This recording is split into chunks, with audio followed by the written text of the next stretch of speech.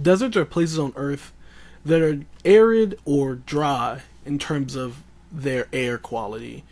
They also receive little precipitation. This is according to National Geographic.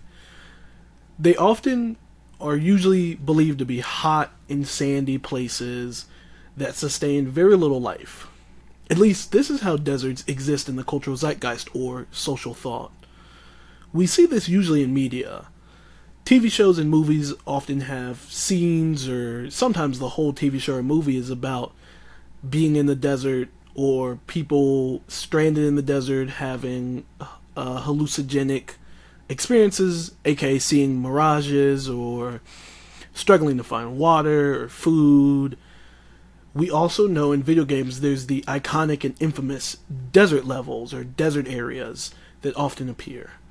Eastern media, specifically that of anime, often have fantasy anime in which they have desert story arcs and story arcs that take place in the desert. In all of these shows and movies, anime and video games, we see many depictions of deserts. Or do we? In most of these depictions, deserts are extremely hot and sandy places that get little rain. This is how we imagine deserts. The people in these desert regions, in video games and movies and TV shows, and sometimes even anime, are often interchangeable with other fictional desert people. As though you could take a fictional person from a desert of one TV show and exchange them from a fictional person in a desert from a completely different movie. They all usually feel the same. However, what if I told you the deserts have a lot more nuance than you think? What if I told you that deserts, at least the way you think about them, is only one aspect of what a desert actually is? What if I told you there are whole societies that live in deserts and have complex cultures that are not very similar to other desert cultures? Each culture within Earth's deserts are vastly different from other cultures that may be just a few miles away. What if, you know what, let's actually get into the breakdown. So let's define what a desert actually is. Deserts are one of Earth's biomes. Biomes are more or less defined as areas of the Earth that have unique aspects. These aspects include things such as soil type, amount of light received, amount of water received, so on and so forth. And these unique aspects allow unique creatures to live in these biomes. All of these aspects form definitions of what a biome is and the types of biomes. Scientists don't always agree on the amount of biomes that exist, or the amount of subbiomes within biomes, and so on and so forth. But this is a general idea. I'm not a science YouTuber, or I'm not studying science in school. I'm working on a master's of English and a master's of religion. So I'm very humanities centered. But anyway, a good way to think about how things are classified as biomes is to think about two examples of the same biome. So let's think about the forest biome. The Amazon rainforest in South America and the Congolian rainforest in Africa are both forest biomes. To a larger extent, their subbiome is rainforest, obviously, but yet they are on two different continents and have completely different creatures, but their basic aspects are the same, like soil type, amount of light received, amount of rain received, so on and so forth. Deserts are the same way. So deserts are a type of biome that are usually defined by the dry, arid air, as I mentioned earlier, and the amount of precipitation they receive, which is very little.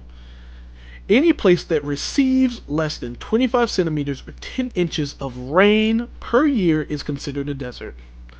At most, deserts can receive 50 centimeters or 20 inches of rain a year, but these are extreme cases.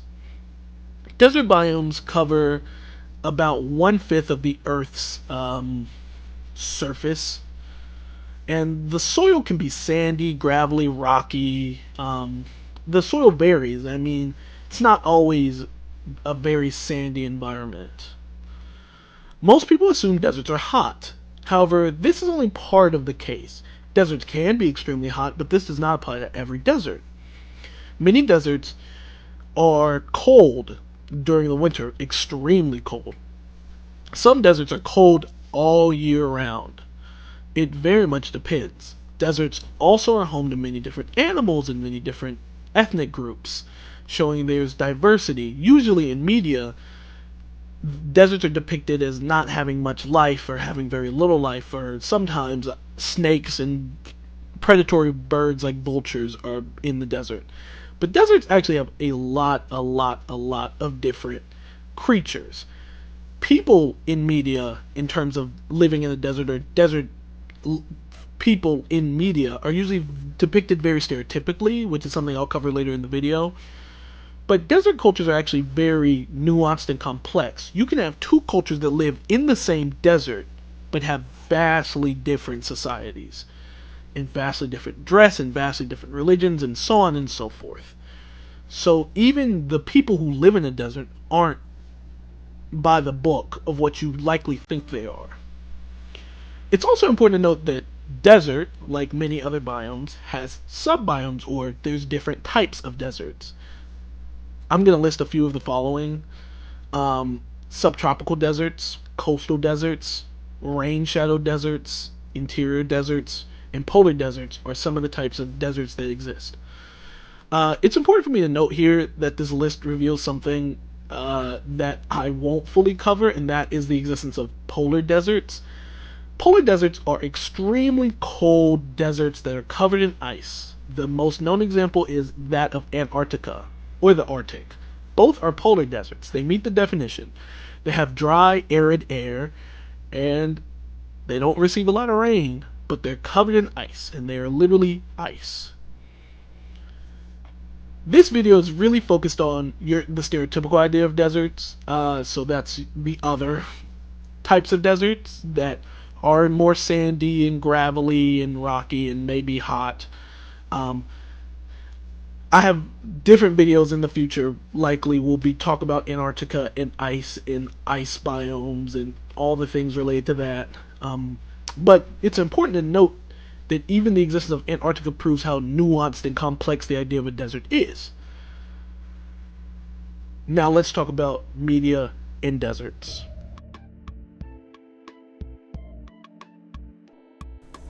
Throughout the history of video games, deserts have been a common biome in many popular franchises, as well as standalone games.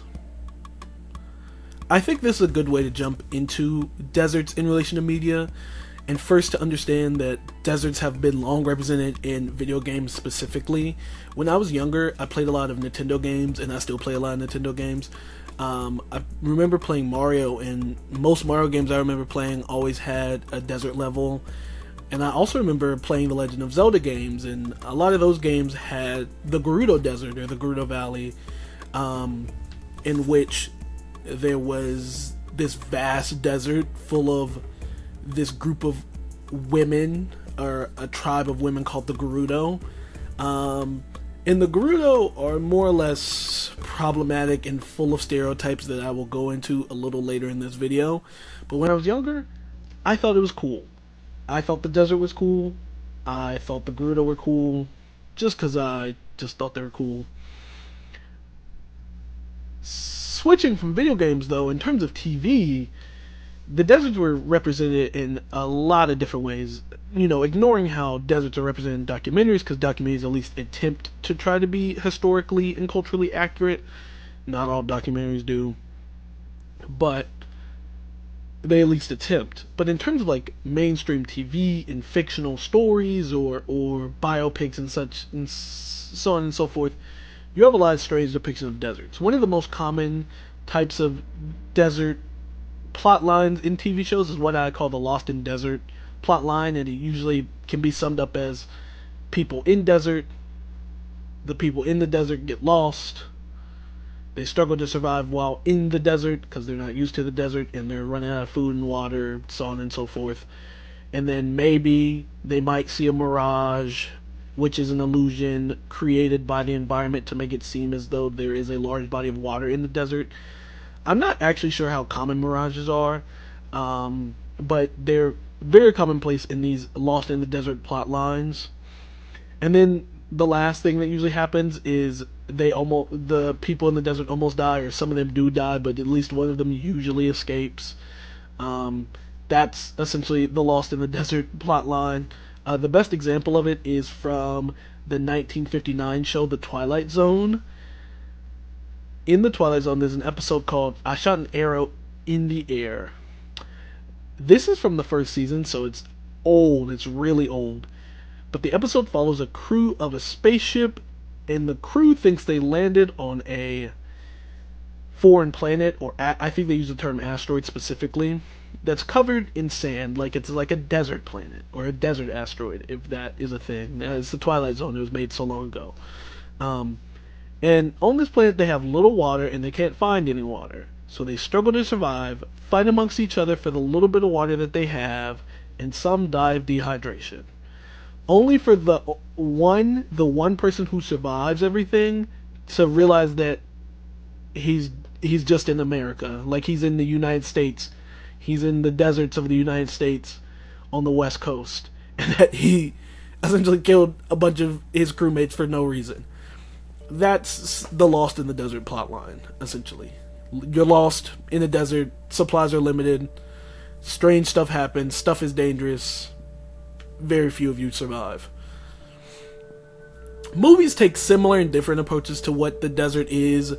There are a lot of movies that are about surviving the desert too. The main ones I can think of are, there's a lot, but the main ones I'll mention here are The Flight of the Phoenix, which is about a plane crashing in the desert, and the movie The Martian, which is about a man on Mars, and Mars is depicted as a desert-like planet.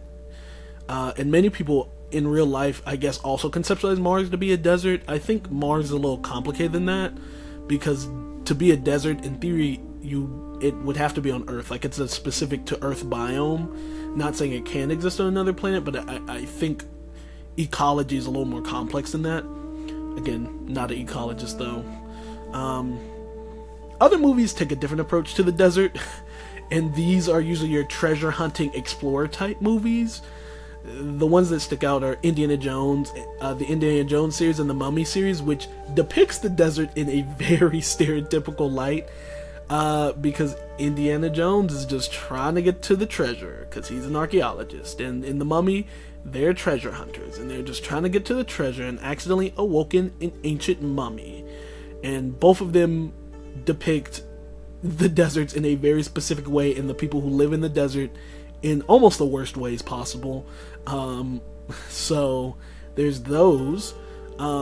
Fantasy anime and manga take a unique approach to the desert in a way. Fantasy in general usually has a very unique approach to the desert because it's world building. It's building a world on its own.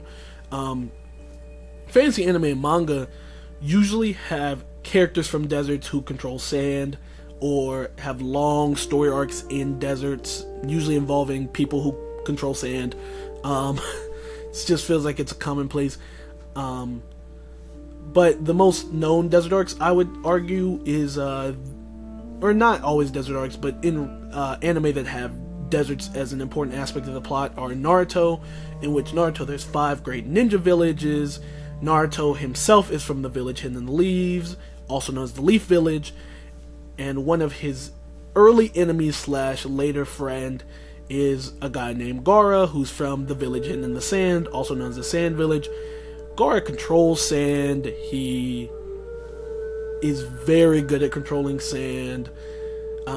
Does all types of stuff with sand, and he is from this village and is considered to be very dangerous because he's from this village, and the people of the Sand Village are usually very hostile and angry because they live in sand, so on and so forth.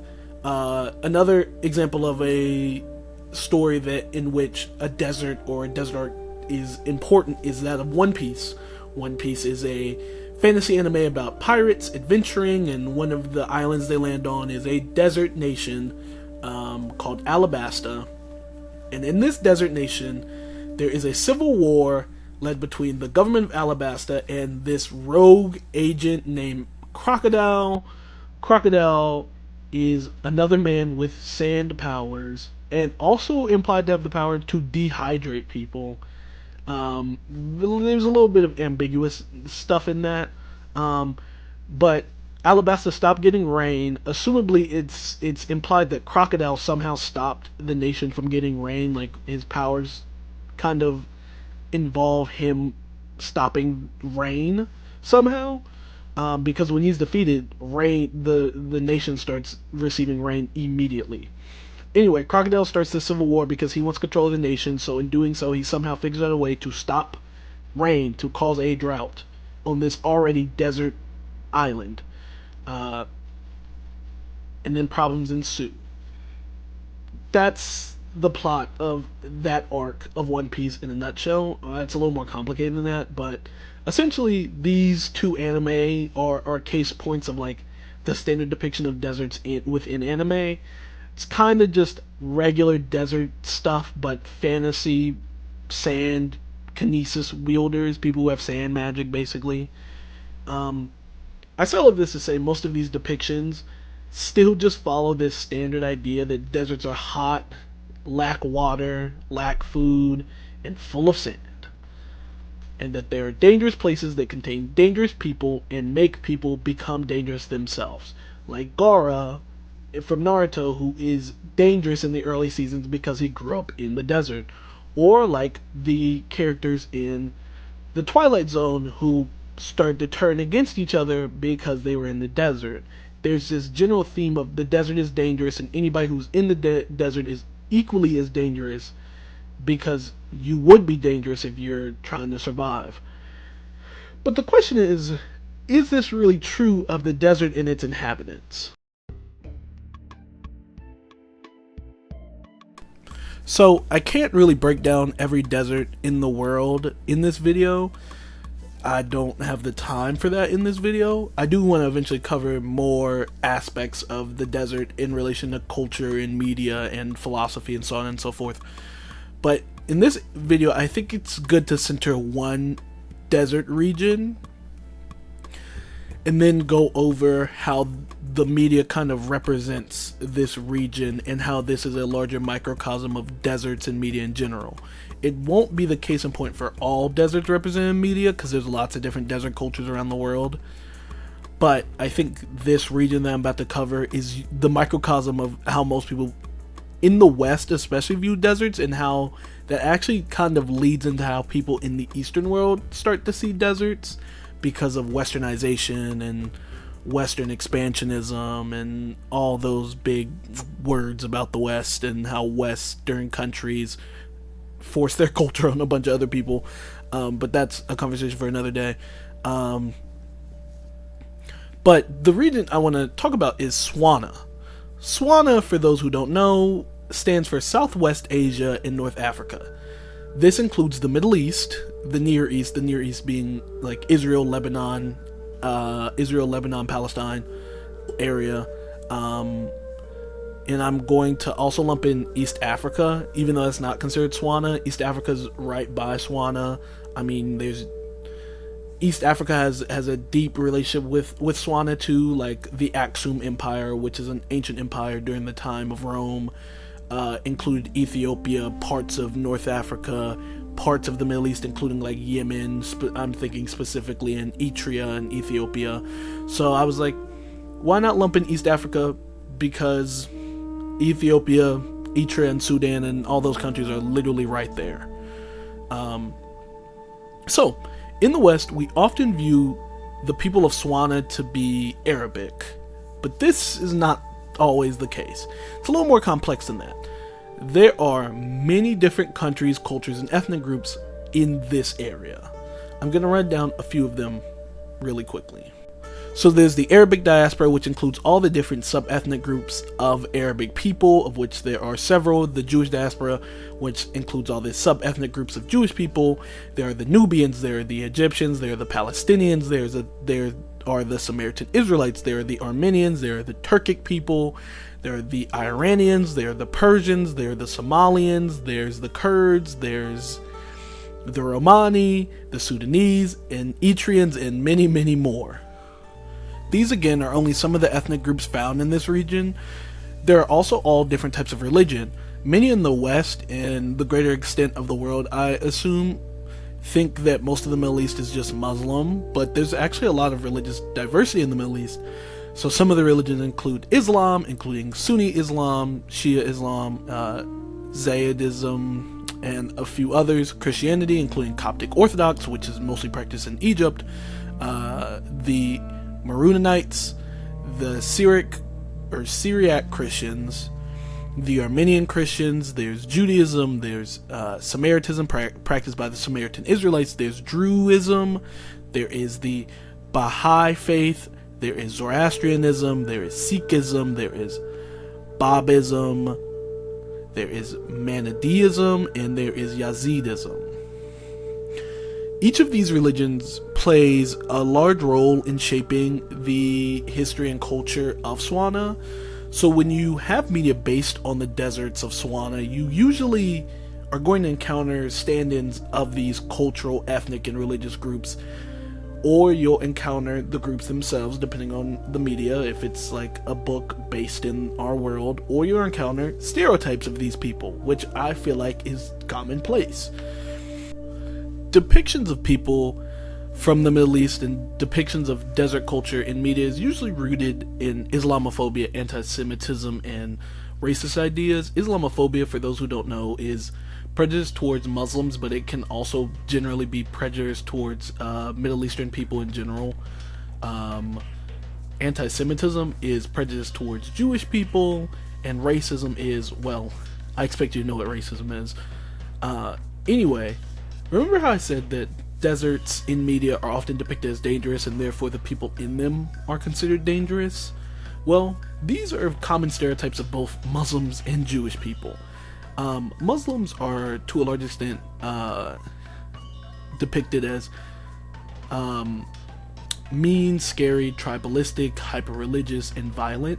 And to a large extent, those Islamophobic stereotypes can apply to Arabic people, Persians, Palestinians, just people in general who are in the Middle Eastern region, who aren't necessarily Christian, and sometimes even Christian, because a lot of Middle Eastern people are Christian, but people who aren't seen as European, essentially.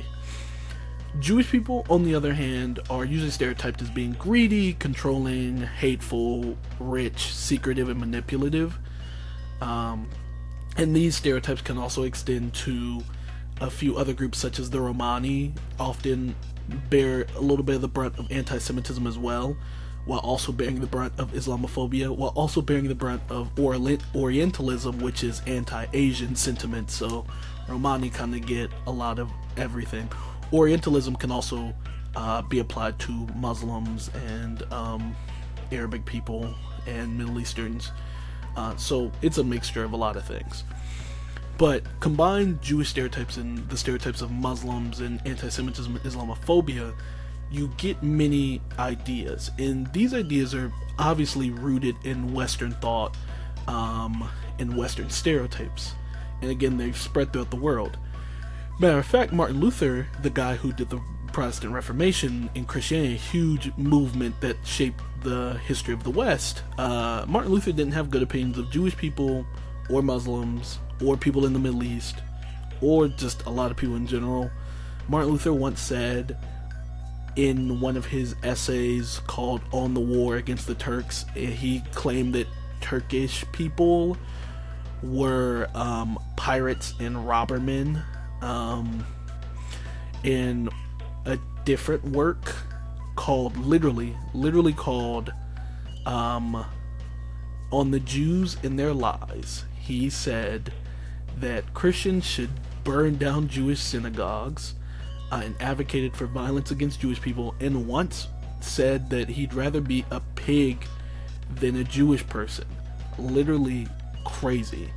And he's a microcosm of how the West sees Jewish people and Muslims and Middle Eastern ethnic groups in general, and the religions of the Middle East and all types of things. And there's a lot of evidence of Martin Luther's ideas being a major turning point in anti-Semitism in the West. I suggest you all read a book called Approaches to Auschwitz. It should be in the description of this video, and it's one of my sources. But this ideology, or these ideologies, and by ideology I'm talking about Islamophobia, anti-Semitism, xenophobia, racism, those types of ideologies, spread across the world, thus leading to things like the Gerudo from Zelda. The Legend of Zelda is not inherently a Western media. I mean, it's a Nintendo video game, so it has a lot of Japanese influence, and that's very obvious. But the Gerudo, this desert tribe of women, are very stereotypical. They're considered thieves. Thieving and being thieves is a common stereotype of Muslims and Jewish people in the West. Also, the Gerudo are considered warriors, something that Muslims are often stereotyped in the West as a warrior people, which also inherently means they're warlike. The Gerudo in Majora's Mask, one of the Zelda games, that are depicted as pirates. This made me immediately think of Somalians, who are often called pirates in Western media. Just a lot of interesting ideas surround the Gerudo. And with that, it's not just, video games. I already mentioned The Mummy. The Mummy is deeply racist in so many ways. And I wish I could show clips, but I don't think I'll be able to. But The Mummy has deeply racist depictions of Egypt and Egyptian culture and Egyptian history, and has Jewish stereotypes in it. There's a character who speaks Hebrew, and The Mummy says, "Oh, you speak the language of the slaves." It's very, very interesting piece of media. I'm trying not to laugh. That's why my voice sounds like that. This provokes the question: which came first, bigotry or the hatred of the desert? Well, I don't really have an answer to that question, or a definitive answer, but I do have a guess. The Middle East is often a reference point for the desert in media, and if you don't have a good opinion on the people who live in those regions, then you won't have a good opinion of where those people live. So by that I mean, think about this. Let's say there's a bigot, right? Or someone who's ignorant or hateful, whatever you want to say, and they don't like a group of people. Well, the bigot usually tries to blame the way a group of people are on either where they're from, aka their culture, or their environment, or a mixture of both, right? So if one has this negative view of people from the Middle East, and people from the Middle East, some of them live in deserts, then you'll come to this conclusion that the desert causes people from the Middle East to be the way they are, and the way they are is a way you do not like. So the desert is equally as bad in their minds. It also kind of creates this weird dynamic, because I haven't mentioned this in the video because I keep assuming it's common sense, but I know it's not. Most of SWANA is not actually desert. There's a lot of desert in SWANA, but a lot of SWANA also is forests and jungles and beaches and all other types of biomes. But if you're in a culture that doesn't like people from the Middle East, and you blame their environment and their cultures for the way they are, and the way they are is a way you don't like, you're not going to really care about the environment they fully live in, because you're really just trying to justify bigotry with what you assume is logic, but it's not really rooted in logic. Therefore, you don't actually care about what the environment's like, which is why a big stereotype about people from the Middle East is that they live in sand, and that they are people from sand, and they are, often pejoratives of Middle Easterners that involve sand in some way, But, like I said, they don't all live in deserts, so I would argue the bigotry comes first and the hatred of the desert comes second. If you don't really care about the culture of the Middle East, and you vaguely know that some of them live in deserts, then in your mind they all live in deserts, because you don't care if there's differences between them to begin with, right? And you're just gonna lump them all together And if you assume they all live in deserts because you can't differentiate anything about them, then you're also going to hate the desert, because that's where all the people you don't like are from. I have no evidence to really back this up. I'm just guessing logically of how bigots tend to think, right? Ultimately, I think this is kind of a weird thing that forms, because ultimately in media, the desert is depicted as this vastly dangerous place. But where is this idea really coming from is very confusing to me, because it's really no dangerous than any other biome. Like, America has tons of different biomes, and by America I mean the United States of America has tons of different biomes. We have grizzly bears. There's not grizzly bears in the Middle East, and grizzly bears are super dangerous. Or like hurricanes. There's no hurricanes in the Middle East, but there's hurricanes all over the West. There's not blizzards in the Middle East. Blizzards are super dangerous, but there's blizzards all throughout Europe. Like, I just feel like why is one biome considered more dangerous than the other? And this is something that I feel like we really need to think through. And sure, I'm sure there's more components than just racism, Islamophobia, anti-Semitism, but I do think that plays a large part in it.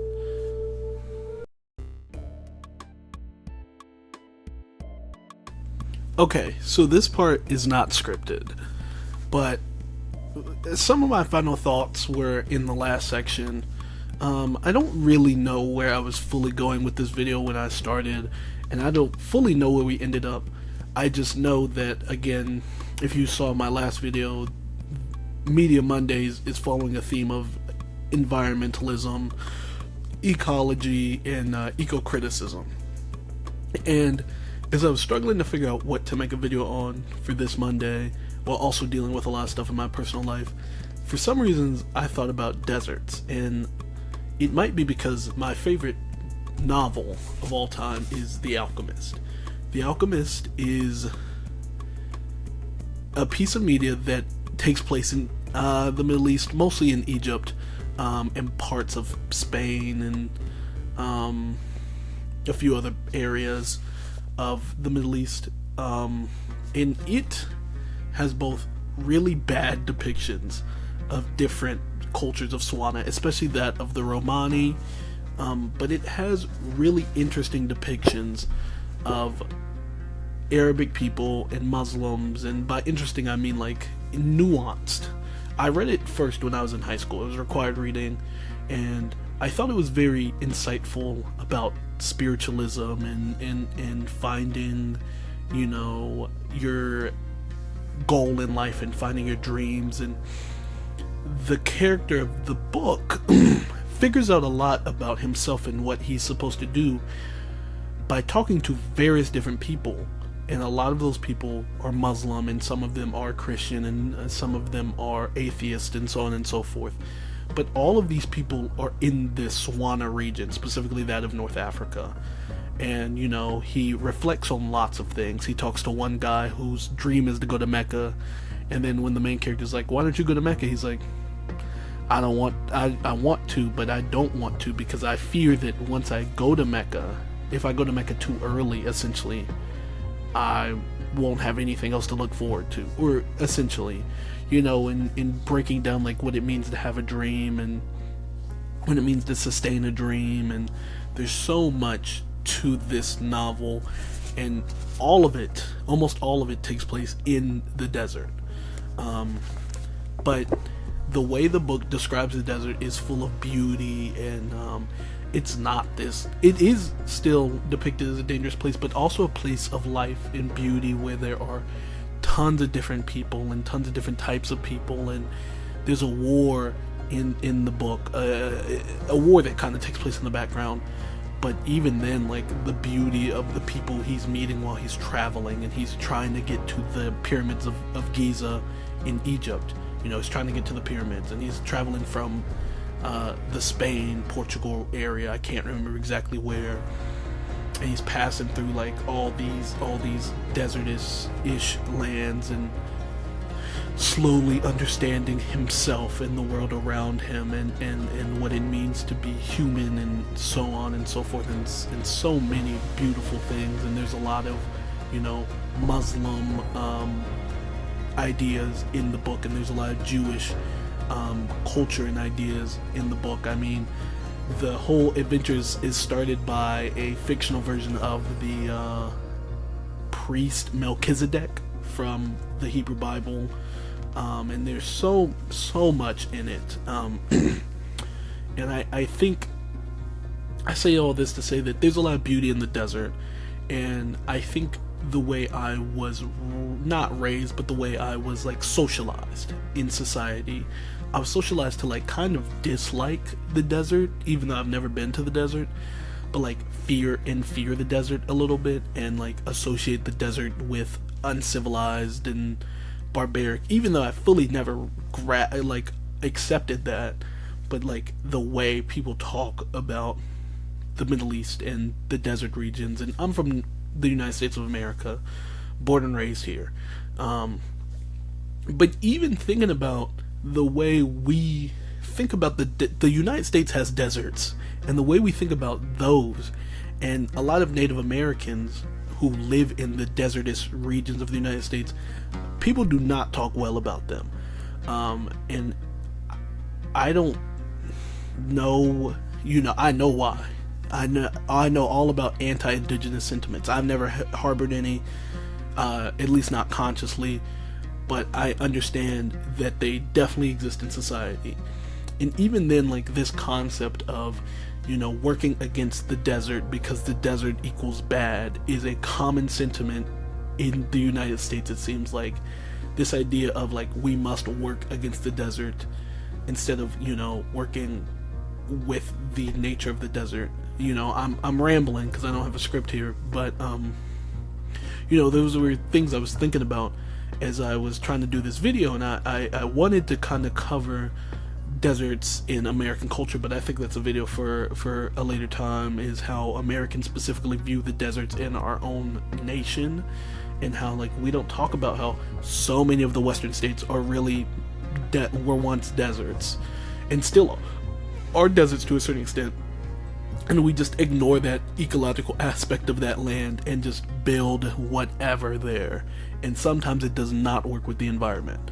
And sometimes it ruins the environment. But Americans don't care about the desert because we don't view it as a good thing. We view it as a bad thing. Even people who live in states like Arizona that's mostly desert, they don't care,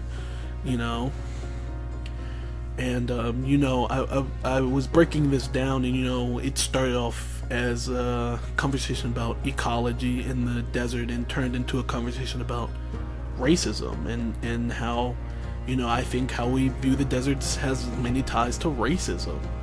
And, that's why desert people in video games and media are always depicted, or people from the desert, I should say, always depicted a very specific way.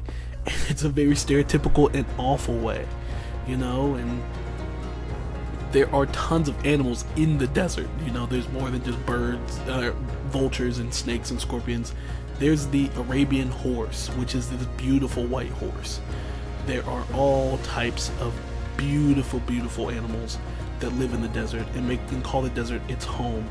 Same with the deserts in Arizona, same with the deserts in South America, same with the deserts of East Asia. The desert is a beautiful place. And I think this video is partially me unpacking, that in myself, unpacking anti-desert sentiments and unpacking the possible anti-Semitism and Islamophobia that is subconsciously at the root of that, regardless of if I want it to be or not, and hoping to start a conversation of unpacking our opinions on the desert.